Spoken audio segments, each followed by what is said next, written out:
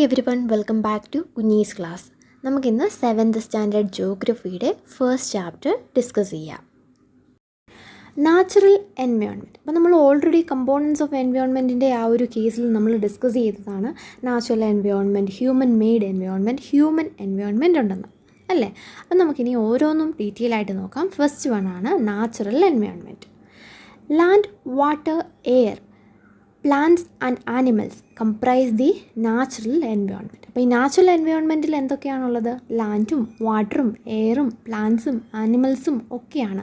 അതായത് നാച്ചുറലി നമുക്ക് എന്തൊക്കെ കാണാൻ സാധിക്കുന്നു അതൊക്കെ ഈ നാച്ചുറൽ എൻവയോൺമെൻറ്റിൻ്റെ ഭാഗമാണ്. You are familiar with the meaning of lithosphere, hydrosphere, atmosphere and biosphere from your previous class. അപ്പം പണ്ട് നമ്മൾ ഈ ടേംസൊക്കെ പഠിച്ചിട്ടുള്ളതാണ്. അതൊക്കെ ഇപ്പോൾ ആർക്കെങ്കിലും ഓർമ്മയുണ്ടോ? ഓക്കെ, എനിവേ നമ്മൾ ഈ ചാപ്റ്ററിൽ വീണ്ടും ഈ ടേംസ് തന്നെ ഡിസ്കസ് ചെയ്യുന്നുണ്ട്. Let us learn some more facts about these domains. അപ്പോൾ ഈ കാര്യങ്ങൾ ലിത്തോസ്ഫിയർ, ഹൈഡ്രോസ്ഫിയർ, അറ്റ്മോസ്ഫിയർ, ബയോസ്ഫിയറിനെ കുറിച്ചാണ് നമ്മളിനി ഡിസ്കസ് ചെയ്യാൻ പോകുന്നത്. അതിനെക്കുറിച്ച് കുറച്ചുകൂടെ കൂടുതൽ ഡീറ്റെയിൽ ആയിട്ട് നമുക്ക് കുറച്ച് കാര്യങ്ങൾ കൂടി ഒന്ന് നോക്കാം. Lithosphere is the solid crest of the hard top layer of the earth. It is made up of rocks and minerals and covered by a thin layer of soil. അപ്പോൾ ലിത്തോസ്ഫിയർ എന്ന് പറഞ്ഞാൽ എന്താണ്? അതൊരു സോളിഡ് ക്രസ്റ്റ് ആണ്. അതായത് നമ്മുടെ ഏർത്തിൻ്റെ ആ top most layer ഇല്ലേ, ആ സോളിഡായിട്ടുള്ള ആ ടോപ്പ് മോസ്റ്റ് ലെയറിനെയാണ് നമ്മൾ ലിത്തോസ്ഫിയർ എന്ന് പറയുന്നത്. ഇതെന്തൊക്കെ കൊണ്ടാണ് നിർമ്മിച്ചിരിക്കുന്നത്? റോക്സ്, മിനറൽസ്, അതുപോലെ തന്നെ സോയിലൊക്കെ കൊണ്ട് കവർ ചെയ്തിരിക്കുന്ന ഒരു പ്രദേശമാണ് ഈ, അല്ലെങ്കിൽ അങ്ങനെയുള്ളൊരു ലെയറാണ് ഈ ലിത്തോസ്ഫിയർ എന്ന് പറയുന്നത്. It is an irregular surface with various landforms such as mountains, plateaus, plains, valleys, etc. Landforms are found over the continents and also on the ocean floors. അപ്പോൾ ഇതൊരു ഇറഗുലർ ആയിട്ടുള്ള സർഫസ് ആണ്. ഇവിടെ പല ലാൻഡ് ഫോംസും നമുക്ക് കാണാനായിട്ട് സാധിക്കും. മൗണ്ടെയ്ൻസ്, പ്ലേറ്റൂസ്, പ്ലെയിൻസ്, വാലീസ്, അങ്ങനെ പല ലാൻഡ് ഫോംസും നമുക്ക് കാണാനായിട്ട് സാധിക്കും. അതുകൊണ്ട് തന്നെ ഇതൊരു ഇറഗുലർ ആയിട്ടുള്ള സർഫസ് ആണ്. ഇത് ബോത്ത് കോണ്ടിനെൻസിലും കാണാൻ സാധിക്കും, അതുപോലെ തന്നെ ഓഷ്യൻ ഫ്ലോറിൽ അല്ലെങ്കിൽ ഓഷ്യൻ ബെഡിൽ നമുക്ക് കാണാനായിട്ട് സാധിക്കും. Lithosphere is the domain that provides us forests, grasslands for grazing, land for agriculture and human settlements. It is also a source of mineral wealth. അപ്പോൾ ലിത്തോസ്ഫിയർ എന്ന് പറയുന്നത് അവിടെ എന്തൊക്കെയുണ്ട്? ഫോറസ്റ്റ് ഉണ്ട്, ഗ്രാസ് ലാൻഡ്സ് ഉണ്ട്, അതുപോലെ തന്നെ നമുക്ക് അഗ്രികൾച്ചർ ചെയ്യാനായിട്ടും അല്ലെങ്കിൽ നമുക്ക് താമസിക്കാൻ വേണ്ടിയിട്ട് കെട്ടിടങ്ങൾ പണിയാനായിക്കോട്ടെ അല്ലെങ്കിൽ വീട് പണിയാനായിക്കോട്ടെ അതിനൊക്കെ വേണ്ട ലാൻഡ് ഉണ്ട്. അപ്പോൾ ലിത്തോസ്ഫിയർ ആണ് ഇതൊക്കെ നമുക്ക് പ്രൊവൈഡ് ചെയ്യുന്നത്. അതുപോലെ തന്നെ ഇവിടെ മിനറൽ വെൽത്ത് ഉണ്ട്. മിനറലിൻ്റെ ഒരു സോഴ്സാണ് ഈ പറയുന്ന ലിത്തോസ്ഫിയർ.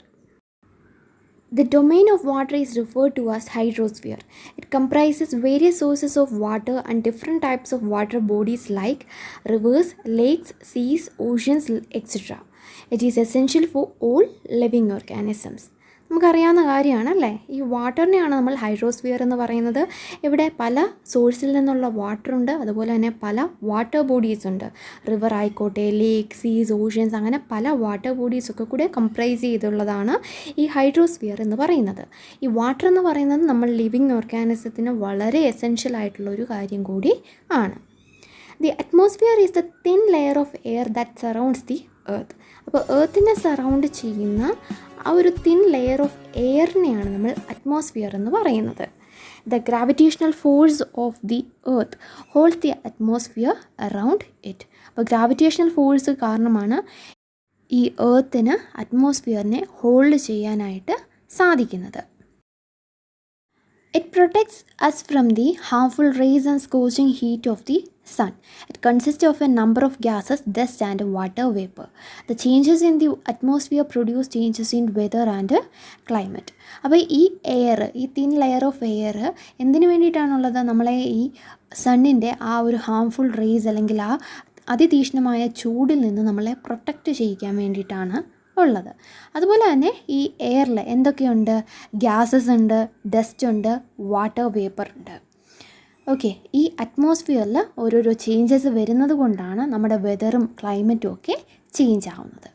അപ്പം ഈ എർത്തിന് ചുറ്റുമുള്ള ആ ഒരു തിൻ ലെയർ ഓഫ് എയറിനെയാണ് നമ്മൾ എന്തെന്ന് പറയുന്നത്? അറ്റ്മോസ്ഫിയർ എന്ന് പറയുന്നത്.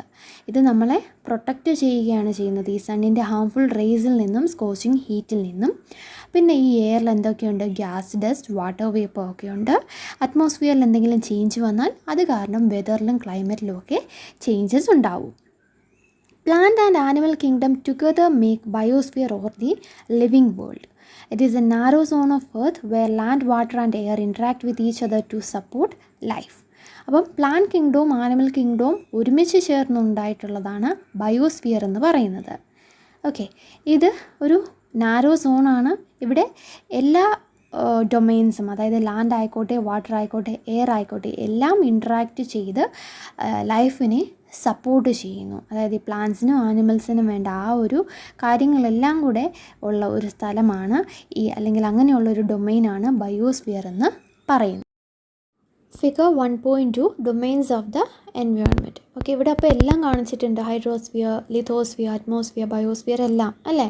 അപ്പോൾ ഇതിൽ നിന്ന് ഈ ഒരു പിക്ചറിൽ നിന്ന് തന്നെ നമുക്ക് കാര്യങ്ങളൊക്കെ നന്നായിട്ട് മനസ്സിലാക്കാനായിട്ട് സാധിക്കും. ലിത്തോസ്ഫിയർ എന്ന് പറഞ്ഞാൽ ആ എർത്തിൻ്റെ ഒരു ടോപ്പ് മോസ്റ്റ് ലെയർ അല്ലെങ്കിൽ ആ ഒരു സോളിഡ് ക്രസ്റ്റ് ആണ്. ഹൈഡ്രോസ്ഫിയർ എന്ന് പറഞ്ഞാൽ അത് വാട്ടറാണ്. Atmosphere air. ബയോസ്ഫിയർ എന്ന് പറഞ്ഞാൽ ഇതെല്ലാം ചേർന്ന ഒരിത് അല്ലേ. ഹൈഡ്രോസ്ഫിയർ ആയിക്കോട്ടെ, അറ്റ്മോസ്ഫിയർ ആയിക്കോട്ടെ, ലിത്തോസ്ഫിയർ, ഇതെല്ലാം കൂടെ ചേർന്ന് ആനിമൽ ആൻഡ് പ്ലാന്റ് കിങ്ഡത്തിനെ സപ്പോർട്ട് ചെയ്യാൻ വേണ്ടി അല്ലെങ്കിൽ ലൈഫ് സപ്പോർട്ട് ചെയ്യേണ്ട എല്ലാ ഘടകങ്ങളും ഉള്ള ഒരു ഡൊമൈനാണ് ബയോസ്ഫിയർ എന്ന് പറയുന്നത്. Ecosystem. It is a system formed by the interaction of all living organisms with each other and with the physical and chemical factors of the environment in which they live, all linked by transfer of energy and material. അപ്പോൾ ഇവിടെ ecosystem എന്താണെന്നാണ് പറയുന്നത്. ഈ ecosystem എന്ന് പറഞ്ഞാൽ എന്താണ്? എല്ലാ ജീവജാലങ്ങളും ഈ എൻവയോൺമെൻറ്റിലുള്ള എല്ലാ ഫിസിക്കൽ അതുപോലെ തന്നെ കെമിക്കൽ ഫാക്ടേഴ്സുമായിട്ട് ഇൻട്രാക്റ്റ് ചെയ്ത് അങ്ങനെ ഫോം ചെയ്ത ഒരു സിസ്റ്റമാണെന്നാണ് പറയുന്നത്. ഓക്കെ, അപ്പോൾ ഇവിടെ പരസ്പരം അങ്ങോട്ടും ഇങ്ങോട്ടും ലിങ്ക് ചെയ്തിരിക്കുകയാണെല്ലാം. അതുപോലെ തന്നെ ഈ ലിവിങ് ഓർഗാനിസംസ് ഈ ഫിസിക്കൽ ആൻഡ് കെമിക്കൽ ഫാക്ടേഴ്സുമായിട്ടും ഇൻട്രാക്റ്റ് ചെയ്യുന്നുണ്ട്. അതുപോലെ തന്നെ ഈ ലിവിങ് ഓർഗാനിസംസ് പരസ്പരവും ഇൻട്രാക്റ്റ് ചെയ്യുന്നുണ്ട്. അപ്പോൾ ലിവിങ് ഓർഗാനിസംസ് പരസ്പരം ഇൻട്രാക്റ്റ് ചെയ്യുന്നു, അതിൻ്റെ കൂടെ തന്നെ ഈ എൻവയോൺമെൻറ്റിലുള്ള ഫിസിക്കൽ ആൻഡ് കെമിക്കൽ ഫാക്ടേഴ്സുമായിട്ട് ഇൻട്രാക്റ്റ് ചെയ്യുന്നു. അങ്ങനെയെല്ലാം അങ്ങോട്ടും ഇങ്ങോട്ടും ലിങ്ക് ചെയ്തിട്ടുള്ള ആ ഒരു സിസ്റ്റമാണ് എക്കോസിസ്റ്റം എന്ന് പറയുന്നത്. ഓക്കെ, അപ്പം ഇത് എക്സാമിന് ചോദിച്ചു കണ്ടിട്ടുള്ളൊരു ക്വസ്റ്റ്യനാണ്, എന്താണ് എക്കോസിസ്റ്റം എന്നുള്ളത്. അപ്പോൾ ഈ പോർഷനിൽ നിന്നൊക്കെ നമ്മൾ കുറച്ച് അത്യാവശ്യം ടേംസൊക്കെ പഠിച്ചല്ലേ. എൻവയോൺമെൻറ്റ്, ബയോട്ടിക് എന്താണ്, അബയോട്ടിക് എന്താണ്, അതുപോലെ തന്നെ നമ്മുടെ lithosphere, hydrosphere, atmosphere, then biosphere. അതുപോലെ തന്നെ ഇതെല്ലാം കൂടി ഒരുമിച്ച് ചേർത്ത് ഡൊമൈൻസ് ഓഫ് ദി എൻവയോൺമെൻറ്റ് എന്ന് പറഞ്ഞൊരു ക്വസ്റ്റ്യനും ചോദിക്കാൻ ചാൻസ് ഉണ്ട്. അതുപോലെ തന്നെ എക്കോസിസ്റ്റം. ഓക്കെ, അപ്പോൾ ഇത്രയും കാര്യങ്ങൾ നമ്മൾ ഈ ഒരു പോർഷനിൽ നിന്ന് കവർ ചെയ്തു അല്ലേ. What is ecosystem? നമ്മളൊരു സ്റ്റോറിയിൽ നിന്നാണ് ഇത്രയും കാര്യങ്ങളൊക്കെ പഠിച്ചതല്ലേ. അപ്പോൾ നമുക്ക് വീണ്ടും ആ സ്റ്റോറിയിലേക്കൊന്ന് പോകാം. At an NCC camp that Ravi's class was attending, Jessie exclaimed, "What a heavy downpour. It reminds me of my home in Kerala. You should come and see how it pours and pours and pours over the lush green fields and a coconut plantation." Hira from Jaisalmer exclaimed, "We get no rains. We see only kikar and sand as far as the eyes can see. But you also find camels," said Ravi. അപ്പം ഓരോ സ്ഥലത്തെ മാറ്റങ്ങളെക്കുറിച്ചാണ് ഇവർ പറയുന്നത്. അതായത് ഓരോ സ്ഥലത്തും ഓരോ രീതിയിലുള്ള പ്രകൃതിയാണ് അല്ലേ. അതായത് നമ്മുടെ കേരളത്തിൽ നല്ല പച്ചപ്പും ഹരിതാപയും ഒക്കെ ഉള്ളൊരു സ്ഥലമാണ് ഈ നമ്മുടെ കേരളം എന്ന് പറയുന്നത്. പക്ഷേ ജയ്സാൽമറിൽ അങ്ങനെയാണോ? അല്ല, അതൊരു വരണ്ട ഭൂമിയാണ്. അവിടെ ക്യാമൽസ് ഉണ്ട്, അതുപോലെ തന്നെ മഴയൊന്നുമില്ല അല്ലേ, അങ്ങനെ ഒരു സ്ഥലമാണ്. അപ്പം നമ്മുടെ നാടെന്ന് പറഞ്ഞാൽ നല്ല ഗ്രീനിഷ് ആയിട്ടുള്ള കോക്കനട്ട് പ്ലാന്റേഷൻസും ഒക്കെയുള്ള നല്ല ഗ്രീനിഷ് ആയിട്ടുള്ള ഒരു സ്ഥലമാണ്. അതുപോലെ തന്നെ ആവശ്യത്തിന് വെള്ളമൊക്കെ കിട്ടുന്ന ഒരു സ്ഥലമാണ് അല്ലേ. പക്ഷേ ജയ്സാൽമർ എന്ന് പറഞ്ഞാൽ അവിടെ ആകെപ്പാടെ കാണാൻ പറ്റുന്ന എന്താണ്? കുറേ സാൻഡ് ഇങ്ങനെ കിടക്കണം നമുക്ക് കാണാനായിട്ട് സാധിക്കും. അതുപോലെ തന്നെ ക്യാമൽസൊക്കെ നമുക്ക് കാണാനായിട്ട് സാധിക്കും. Hira says, "Not just camels. If you visit our desert, you will see snakes, lizards and many insects too." അപ്പം അവിടെ ക്യാമൽ മാത്രമല്ല, ഈ പറഞ്ഞ പോലെ മരുഭൂമിയിൽ എന്തൊക്കെ ജീവികൾ കാണുമെന്നുള്ളത് നമുക്കറിയാം അല്ലേ. അപ്പോൾ ഈ പറയുന്ന പോലത്തെ ജീവികളും അവിടെ ഉണ്ടെന്നാണ് പറയുന്നത്. Ravi wondered, why do the animals, the vegetation and the way people live vary from place to place? Are they all related to each other? Oh yes, very much so. the teacher replied. അപ്പം ഓരോ സ്ഥലം മാറുന്നതനുസരിച്ച് അവിടെയുള്ള ജീവജാലങ്ങൾ മാറുന്നുണ്ട്, vegetation മാറുന്നുണ്ട്, അതുപോലെ തന്നെ ആൾക്കാരുടെ ജീവിത രീതി പോലും മാറുന്നുണ്ട് അല്ലേ. All plants, animals and human beings depend on their immediate surroundings. Often they are also interdependent on each other.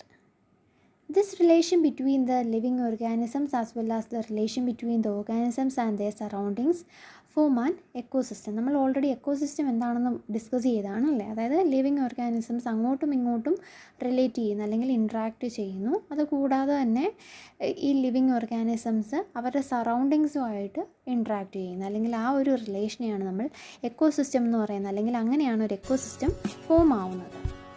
There could be an ecosystem of large rainforest, grassland, desert, mountains, lake, river, ocean and even a small pond. അപ്പം ecosystem എന്ന് പറയുന്നത് ഇതെല്ലാം എക്കോസിസ്റ്റത്തിൽ വരുന്നതാണ് അല്ലേ. കാരണം ഇവിടെയൊക്കെ living organisms പരസ്പരം interact ചെയ്യുന്നുണ്ട്, അതുപോലെ തന്നെ ഈ സറൗണ്ടിങ്സുമായിട്ട് ഇൻട്രാക്ട് ചെയ്യുന്നുണ്ട്. അപ്പോൾ അതുകൊണ്ട് തന്നെ ഇതെല്ലാം എക്കോസിസ്റ്റമാണ്. Do you know, on 5 June every year the World Environment Day is celebrated. അപ്പം വേൾഡ് എൻവയോൺമെൻറ്റ് ഡേ എന്നാണ് June 5th. Okay. Barter system. It is a trade in which goods are exchanged without the use of money. അപ്പോൾ എന്താണ് barter system എന്ന് പറയുന്നത്? അതായത് നമ്മളൊരു സാധനം അങ്ങോട്ട് കൊടുത്ത് മറ്റൊരു സാധനം ഇങ്ങോട്ട് വാങ്ങിക്കുന്നതിനെയാണ് നമ്മൾ ബാർട്ടർ സിസ്റ്റം എന്ന് പറയുന്നത്. അതായത് പണ്ട് കാലത്തൊക്കെ ഉണ്ട് മുട്ട കൊടുത്തിട്ട് മീൻ മേടിക്കുക, അങ്ങനെയൊക്കെയുള്ള കുറച്ച് സംവിധാനങ്ങളല്ലേ. അപ്പോൾ മുട്ട കൊടുത്തിട്ട് മീൻ മേടിക്കുക, അവിടെ നമ്മൾ പൈസയൊന്നും യൂസ് ചെയ്യുന്നില്ല, അല്ലെങ്കിൽ മണി അവിടെ ഇൻവോൾവ് ചെയ്യുന്നില്ല. അപ്പോൾ അങ്ങനെയുള്ള സിസ്റ്റത്തിനെയാണ് നമ്മൾ ബാർട്ടർ സിസ്റ്റം എന്ന് പറയുന്നത്. Human beings interact with the environment and modify it according to their need. അപ്പോൾ നമ്മൾ മനുഷ്യർ ഈ എൻവയോൺമെൻറ്റുമായിട്ട് ഇൻട്രാക്ട് ചെയ്ത് നമ്മുടെ ആവശ്യം അനുസരിച്ച് ഇതിനെ മോഡിഫൈ ചെയ്ത് നമ്മൾ യൂസ് ചെയ്യുന്നു അല്ലേ.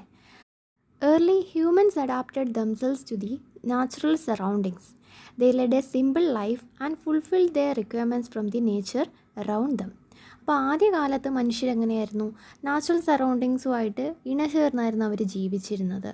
അതായത് എന്താണ് ഈ നേച്ചറിൽ നിന്ന് ലഭിച്ചത് അത് അതേപോലെ യൂസ് ചെയ്ത് നാച്ചുറലായിട്ട് ലഭിക്കുന്ന സാധനങ്ങൾ മാത്രം അതിനെ മോഡിഫൈ ഒന്നും ചെയ്യാണ്ട് ആ രീതിയിൽ തന്നെയായിരുന്നു അവർ ജീവിച്ചിരുന്നത്. അതിൽ നിന്ന് തന്നെ അവരവരുടെ ആവശ്യങ്ങളൊക്കെ നിറവേറ്റിയിരുന്നു. അതായത് എന്താണോ നാച്ചുറലി ക്രിയേറ്റ് ചെയ്യപ്പെട്ടത് അത് മാത്രം യൂസ് ചെയ്ത്, അല്ലെങ്കിൽ അത് യൂസ് ചെയ്ത് അവരുടെ റിക്വയർമെൻറ്റ്സ് ഒക്കെ ഫുൾഫിൽ ചെയ്തുകൊണ്ട് അവർ ജീവിച്ചിരുന്നു. With time needs grew and become more varied. Humans learn new ways to use and change environment. They learn to grow crops, domesticate animals and lead a settled life. അങ്ങനെ കാലങ്ങൾ കുറേ കടന്നു പോയി കഴിഞ്ഞപ്പം ഈ നാച്ചുറലി അല്ലെങ്കിൽ നാച്ചുറൽ സറൗണ്ടിങ്സുമായിട്ടുള്ള ആ ഒരു ജീവിതമൊക്കെ മാറ്റി അവരുടെ ആവശ്യത്തിനായിട്ട് ഈ നാച്ചുറലി ലഭിച്ച സാധനങ്ങൾ അല്ലെങ്കിൽ നാച്ചുറൽ സറൗണ്ടിങ്സിനെ മോഡിഫൈ ചെയ്യാനായിട്ട് അവർ തുടങ്ങി. അതായത് ക്രോപ്സൊക്കെ വളർത്താൻ, അല്ലെങ്കിൽ ആനിമൽസിനെ കന്നുകാലികളെയൊക്കെ മേയ്ക്കാൻ, അതുപോലെ ഒരു വീടൊക്കെ കെട്ടി അവർ ജീവിക്കാനൊക്കെ ആയിട്ട് തുടങ്ങി. The wheel was invented, surplus food was produced, barter system emerged, trade started and commerce developed. അങ്ങനെ കാലങ്ങൾ പോകെ ഓരോരോ പുതിയ കണ്ടുപിടുത്തങ്ങളൊക്കെ വരുന്നു, പുതിയ പുതിയ സിസ്റ്റംസൊക്കെ നമ്മുടെ നാട്ടിൽ വന്നു തുടങ്ങി. Industrial revolution enabled large scale production, transportation became faster, information revolution made communication easier and speedy across the world. അപ്പോൾ എന്തൊക്കെ മാറ്റങ്ങളാണ് വന്നത്? ഇൻഡസ്ട്രിയൽ റവല്യൂഷൻ വന്നു, അതുപോലെ തന്നെ ട്രാൻസ്പോർട്ടേഷൻ സിസ്റ്റംസ് വന്നു, കമ്മ്യൂണിക്കേഷൻസ് ഒക്കെ നന്നായിട്ട് ഡെവലപ്പായി. ഇപ്പോഴാണേലും നമുക്ക് ലോകത്തിൻ്റെ ഏത് ഭാഗത്തിരുന്നും മറ്റ് ഏതൊരു ഭാഗത്തിരിക്കുന്ന ആളോട് സംസാരിക്കാനായിട്ട് സാധിക്കും അല്ലേ. അപ്പോൾ കമ്മ്യൂണിക്കേഷനൊക്കെ വളർന്നു തുടങ്ങി. Have you ever thought why you love eating a juicy watermelon in summer and hot roasted peanuts in winter? A perfect balance is necessary between the natural and human environment.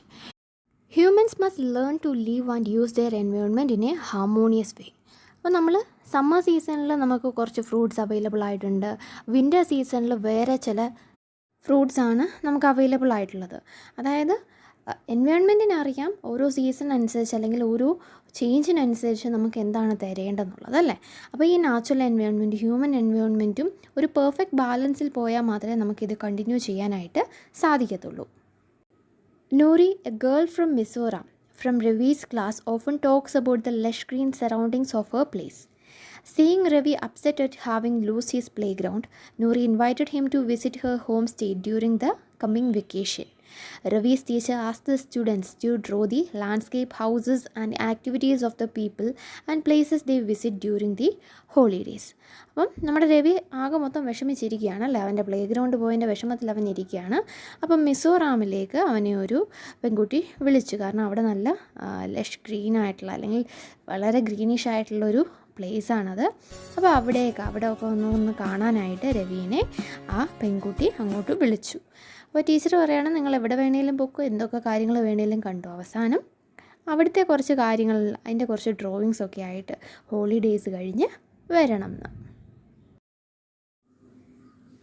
ഇന്ന് പഠിപ്പിച്ച പോർഷൻ എല്ലാവർക്കും മനസ്സിലായെന്ന് വിചാരിക്കുന്നു. അപ്പോൾ എല്ലാവരും നമ്മുടെ channel subscribe ചെയ്യുക, വീഡിയോസൊക്കെ ലൈക്ക് ചെയ്യുക, ഫ്രണ്ട്സുമായിട്ടൂടെ ഷെയർ ചെയ്യുക.